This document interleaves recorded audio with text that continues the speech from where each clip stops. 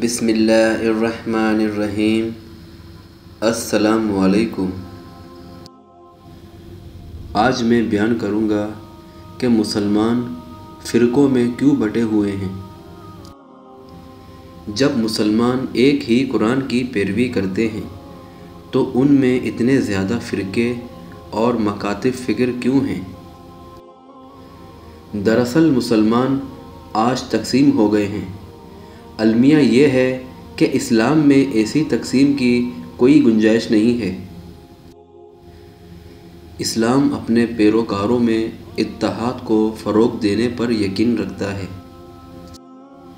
جیسا کہ سورہ آل عمران میں اللہ تعالیٰ فرماتے ہیں، اور تم سب مل کر اللہ کی رسی کو مضبوطی سے تھام لو اور تفرقے میں نہ پڑو۔ اس آیت میں اللہ کی کون سی رسی کا ذکر ہے؟ یہ قرآن عظیم ہے۔ یہ قرآن ہی اللہ کی رسی ہے جسے تمام مسلمانوں کو مضبوطی سے تھام لینا چاہیے۔ اس آیت میں دوہرا حکم دیا گیا ہے، سب مل کر مضبوطی سے تھام لو کے علاوہ یہ بھی حکم ہے کہ جدا جدا نہ ہو جاؤ۔ سورہ نساء میں اللہ تعالیٰ فرماتے ہیں، اللہ اور اس کے رسول کی اطاعت کرو۔ اور سورہ انعام میں اللہ تعالیٰ فرماتے ہیں، اے نبی، بے شک جن لوگوں نے اپنے دین کو فرقوں میں تقسیم کیا اور وہ گروہوں میں بٹ گئے، آپ کا ان سے کوئی تعلق نہیں۔ بے شک ان کا معاملہ اللہ کے حوالے ہے، پھر وہ آخرت میں ان کو ان کے عملوں سے آگاہ کرے گا جو وہ کرتے رہتے تھے۔ اس آیت میں اللہ تعالیٰ فرماتا ہے کہ مسلمان کو ایسے لوگوں سے علیحدہ رہنا چاہیے جنہوں نے دین کو فرقوں میں تقسیم کر رکھا ہے۔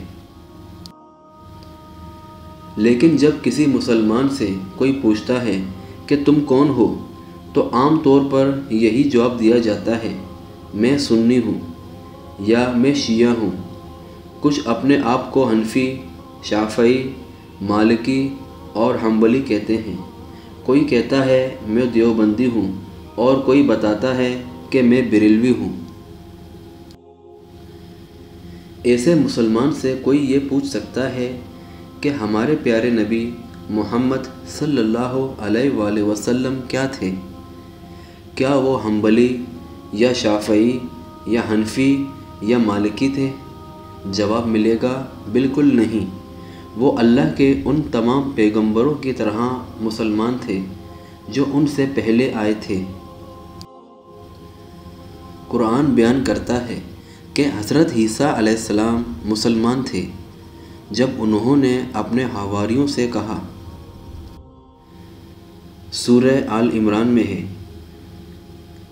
عیسیٰ علیہ السلام نے کہا کہ اللہ کی راہ میں کون میرا مددگار ہے؟ تو حواریوں نے کہا،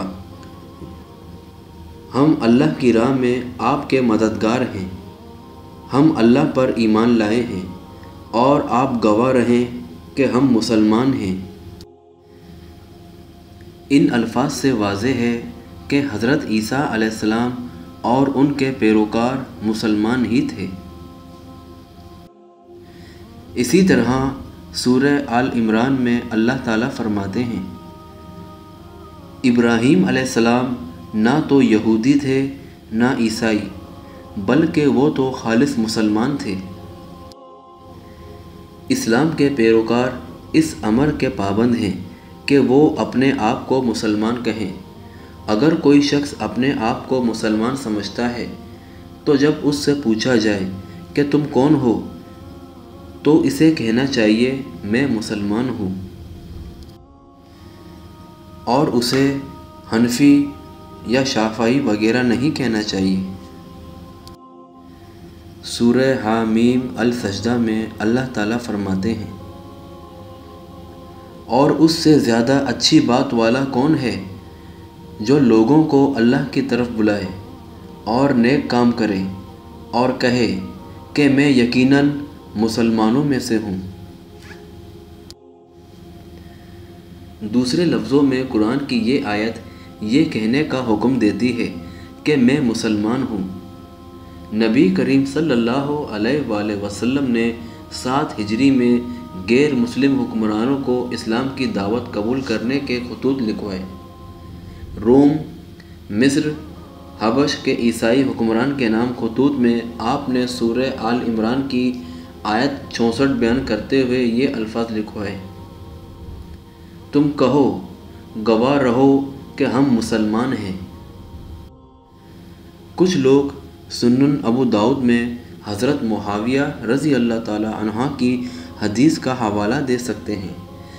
اس میں نبی کریم صلی اللہ علیہ وآلہ وسلم نے فرمایا: بے شک یہ ملت 73 فرقوں میں بٹ جائے گی، 72 فرقے دوزخ میں جائیں گے اور ایک جنت میں داخل ہوگا۔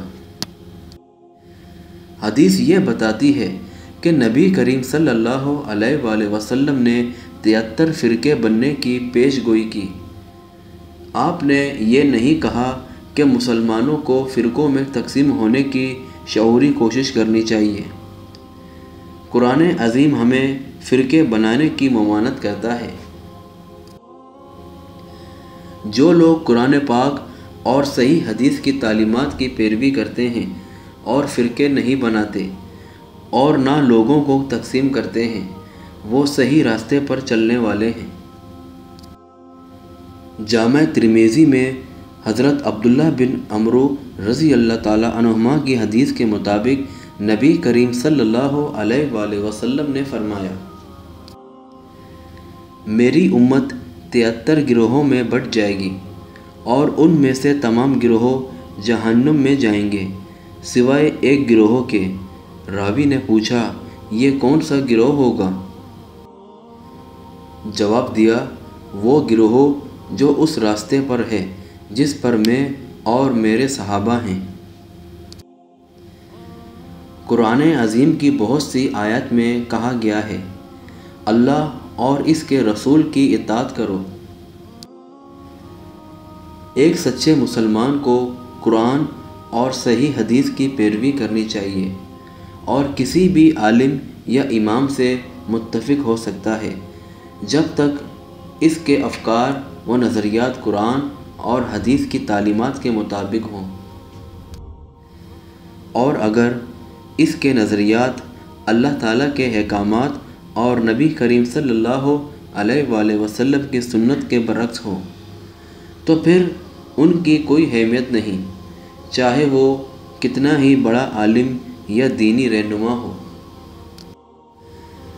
اگر تمام مسلمان قرآن کریم ہی کو سمجھ کر پڑھیں اور صحیح حدیث سے وابستہ رہیں تو انشاءاللہ تمام اختلافات مٹ جائیں گے اور ہم ایک متحد امت بن جائیں گے۔